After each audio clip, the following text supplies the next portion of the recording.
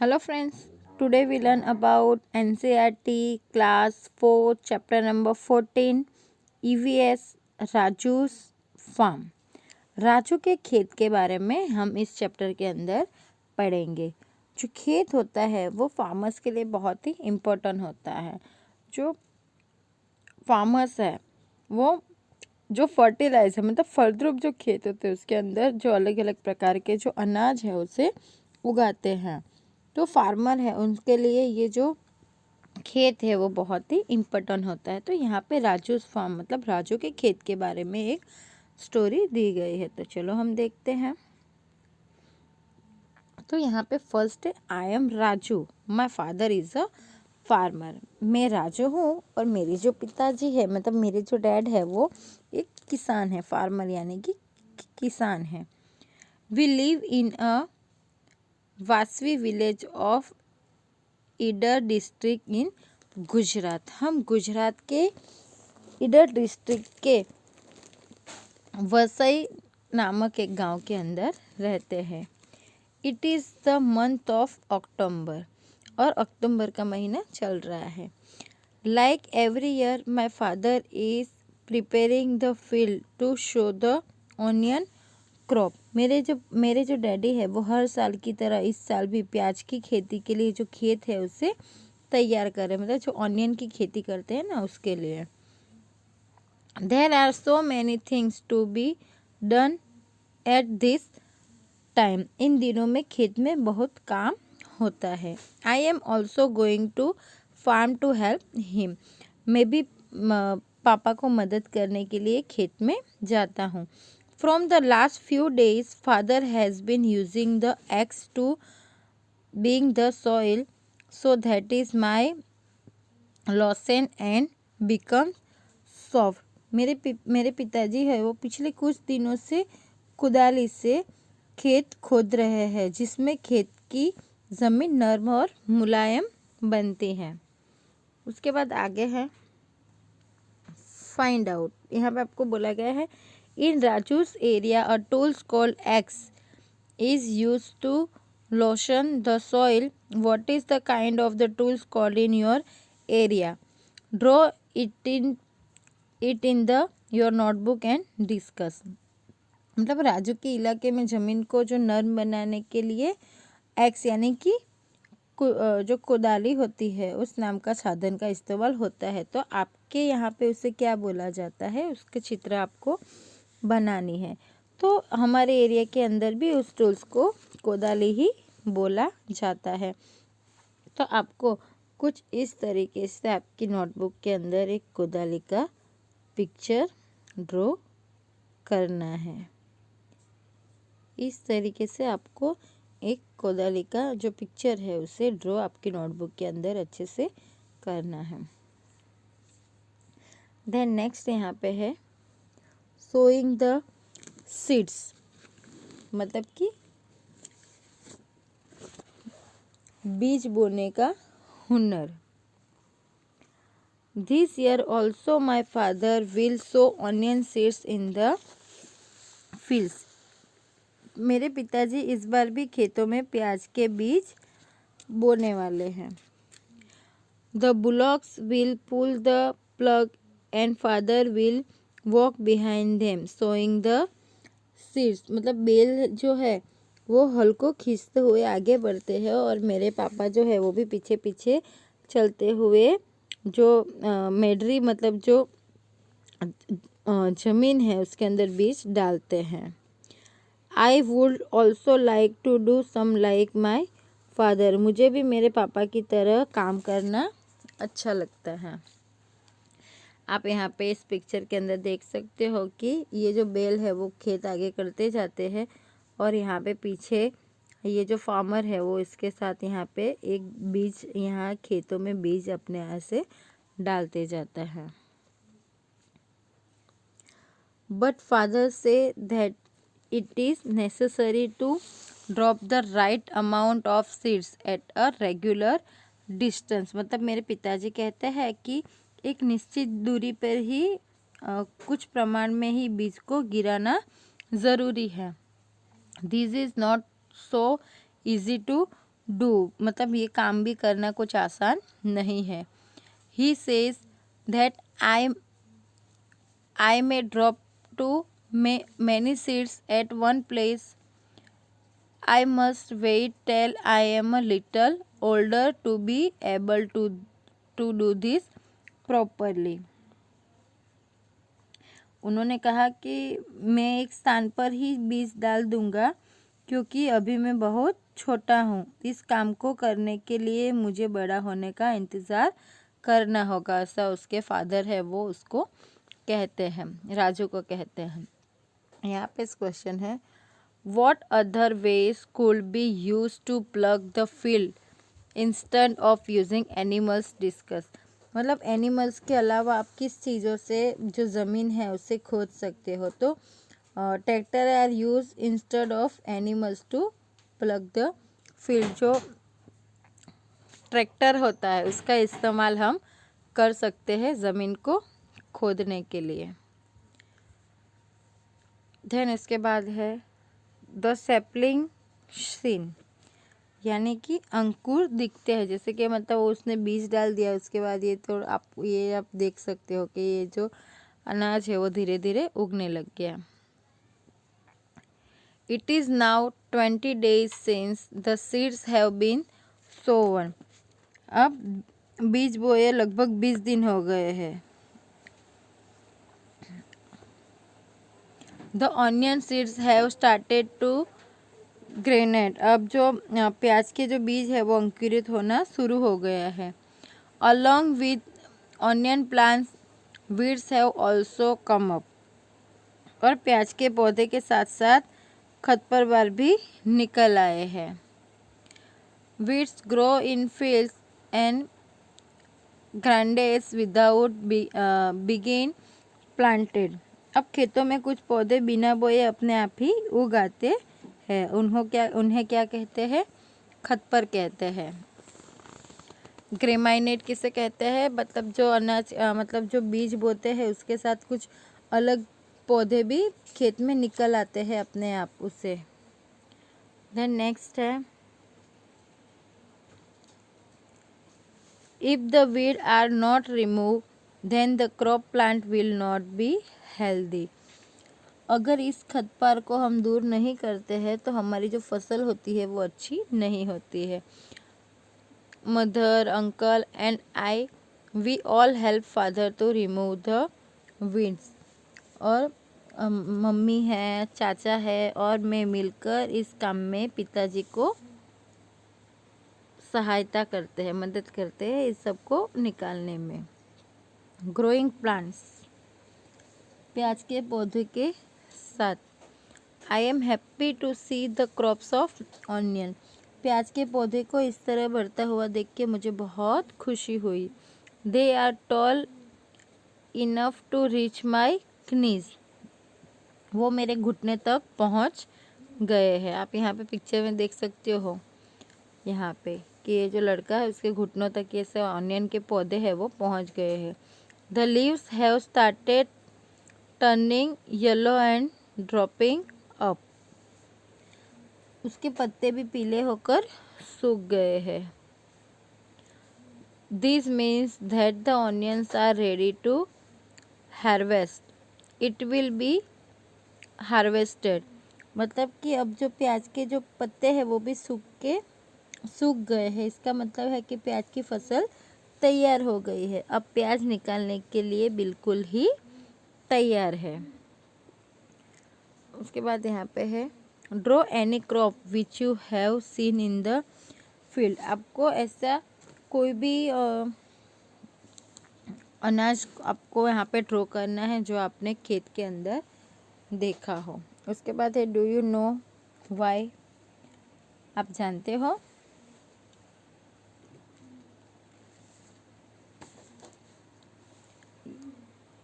तो यहाँ पे है, everyone at home will have to work to harvest the onion out. घर के प्रत्येक सदस्य को प्याज खुदाई के काम में सहायता करनी होगी।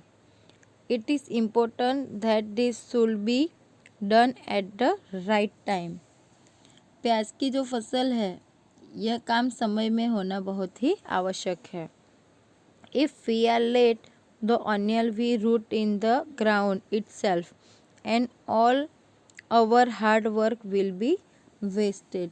यदि हम समय से प्याज नहीं निकालते हैं तो सारे प्याज ज़मीन के नीचे सड़ जाएंगे और हमारी सारी जो मेहनत है वो बेकार हो जाएगी।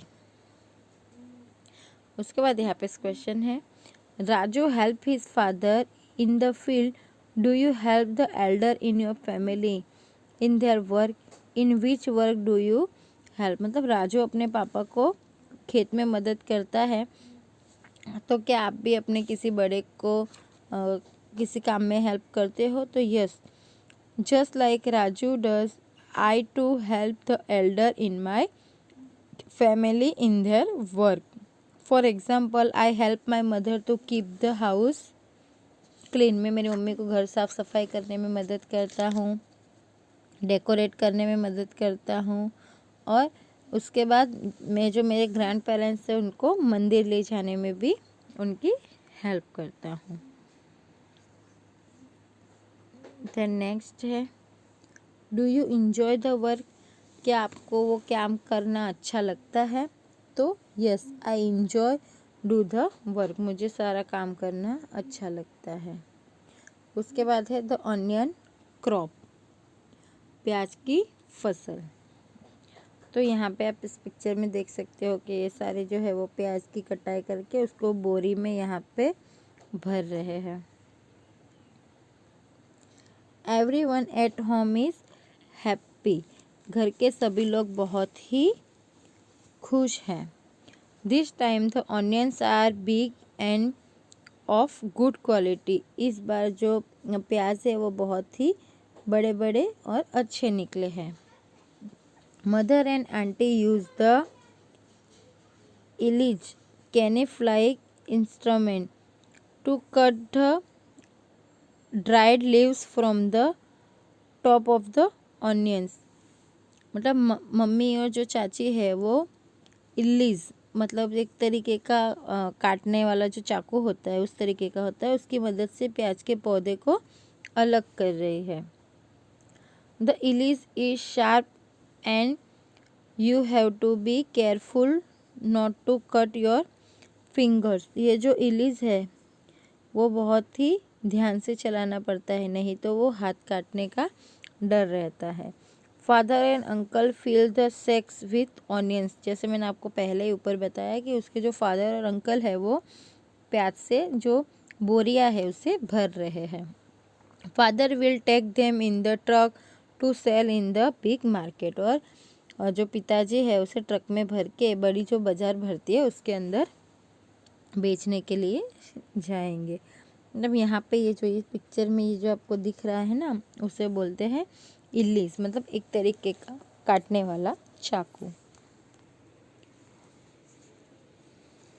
उसके बाद यहाँ पे है right answer in your notebook. आपको आपकी नोटबुक के अंदर ये आंसर जो है वो लिखने हैं। यहाँ पे फर्स्ट क्वेश्चन है, in which source Raju help his father. Raju ने अपने पिताजी को किस किस काम में मदद की। तो राजू ने अपने पापा को किस किस चीज़ में मदद की। तो to listen and soften the soil in the field, मतलब ज़मीन को नर्म करने में मदद की। To weed out unnecessary plant from the field, मतलब जो बिना काम के जो पौधे थे उसको ज़मीन में से निकालने के लिए मदद की। उसके बाद द हैवरेज द ऑनियन क्रॉप, जो प्याज की जो फसल हुई थी उसे काटने में मदद की। टू फिल द ऑनियंस इन सैक्स, मतलब जो ऑनियंस थे उसको बोरी में भरने में भी उसने मदद की। उसके बाद सेकंड है, is there any field near your house, what is grow there. तो अगर आपके मतलब यहाँ पे है कि आपके घर के आसपास अगर कोई खेत है तो वहाँ क्या क्या उगता है वो बताओ। तो yes, there is a field at a little distance from my house. मेरे घर से कुछ देरी पे एक छोटा सा खेत है, वहाँ पे गेहूँ है, वेजिटेबल्स है, पल्सीस है, ऐसे सारी चीज़ें जो है वो ग्रोवन होती हैं। उसके बाद यहाँ पे है, Raju's father take the onions to the market in a truck. Think how would fruits and vegetables be taken to another place if there were no proper roads. तो यहाँ पे कहते हैं कि राजू के जो पापा हैं वो ऑनियंस को प्याज को बेचने के लिए ट्रक में जाते हैं। सोचिए यदि रास्ता ठीक ना हो तो फल और सब्जियों को एक जगह से दूसरी जगह पर किस तरीके से ले जाओगे। तो if there were no proper roads fruits and vegetables would have to be taken to another place in a tempo या हैंड कार्ट और अ बुलक कार्ट। अगर रास्ता ठीक ना हो तो हम फ्रूट्स और वेजिटेबल को एक जगह से दूसरी जगह पर या तो बुलक कार्ट की मदद से, बैलगाड़ी की मदद से, हाथ गाड़ी की मदद से या तो फिर छोटे से टेम्पो से ले जा सकते हैं। उसके बाद है what kind of vehicles are used to carry fruits and vegetable. Draw a picture of one of this vehicles in your notebook. तो आपको यहाँ पे बोला गया है कि फल और सब्जियों को ले जाने के लिए किस तरीके के वाहनों का आप उपयोग करोगे। किसी एक वाहन का चित्र आपको नोटबुक में बनाना है। तो या तो फिर आप एक किसी बुलॉक कार्ट का या फिर किसी 3 व्हील टेम्पो का या फिर कैमल कार्ट का आप चित्र ड्रॉ कर सकते हो, या तो फिर हैंड कार्ट यानी जो हाथ लारी होती है किसी भी चीज़ का आप यहाँ पे ड्रॉ कर सकते हो। इसके बाद आगे है फाइंड आउट एंड राइट। तो यहाँ पे आपको बोला गया है कि give here a picture of some tools use by Raju's family. यहाँ कुछ ऐसे औजारों का चित्र बनाया है जिनका उपयोग राजू की फैमिली ने अपने खेत में किया था। Right the name of tools, मतलब ये जो औजार है उसके आपको नाम लिखना है। Also write what are this called in your area, और उसको आपके एरिया के अंदर क्या कहते हैं वो भी आपको बताना है। तो व्हाट वर्क आर यूज, और वो किस काम आता है वो भी आपको करना है। तो यहाँ पे आप ये फर्स्ट पिक्चर देख सकते हो। तो यहाँ पे name of this in this chapter, मतलब इस चैप्टर के अंदर उससे क्या बोला जाता है, प्लग। क्या बोला जाता है, PLOUGH, plug. Name in your area, हमारे एरिया के अंदर भी सेम है, प्लग ही बोला जाता है। और यूज़, उसका यूज़ क्या होता है, तो उसका यूज़ होता है टू प्लग द फील्ड, मतलब जो फील्ड होती है, ज़मीन होती है, उससे खोदने के लिए इसका यूज़ होता है। ओके। उसके बाद सेकंड है इसके अंदर इसका जो चैप्टर का नाम है वो है एक्स। क्या है, एक्स। उससे और क्या बोला जाता है, कोदाली। तो हमारे एरिया के अंदर भी कोदाली ही बोला जाता है और यहाँ पे भी कोदाली ही बोला जाता है। और उसका इस्तेमाल क्या होता है, लूज सॉइल एंड टू डेचर द ग्राउंड, मतलब जो ज़मीन है उसको नर्म करने के लिए इसका इस्तेमाल होता है। उसके बाद इसका चैप्टर के अंदर नाम क्या है, इलीज। क्या है, इलीज। इसका चैप्टर के अंदर नाम क्या है, इलीज। हम इसे क्या बोलते हैं, दातरडू। हमारे एरिया में इसे क्या बोलते हैं, दातरडू। और इसका इस्तेमाल क्या होता है, cut to fruits, vegetable, crops, इसको काटने के लिए इसका इस्तेमाल होता है। उसके बाद यहाँ पे है many step are needed to creative crops, look at the picture and mark them in the correct order. मतलब यहाँ पे फसल उगाने के कई तरीके के काम करने होते हैं, तो इन चित्रों को देखकर उनमें से सही क्रम आपको बताना है कि पहले क्या होता है, बाद में क्या होता है। तो सबसे पहले तो ये ज़मीन को नरम किया जाता है, यहाँ पे फर्स्ट नंबर।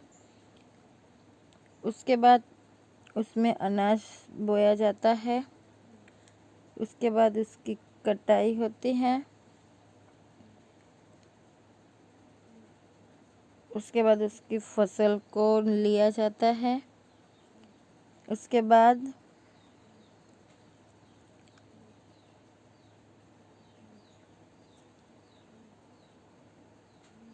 उससे निकालते हैं, सॉरी,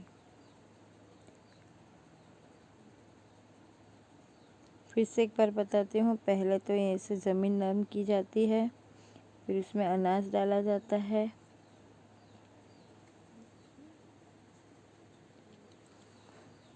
फिर उसकी अच्छे से उसकी जांच करते हैं, उसको काटा जाता है, इसको अच्छे से काटा जाएगा और उसके बाद उसे अनाज की बोरी में भरा जाएगा।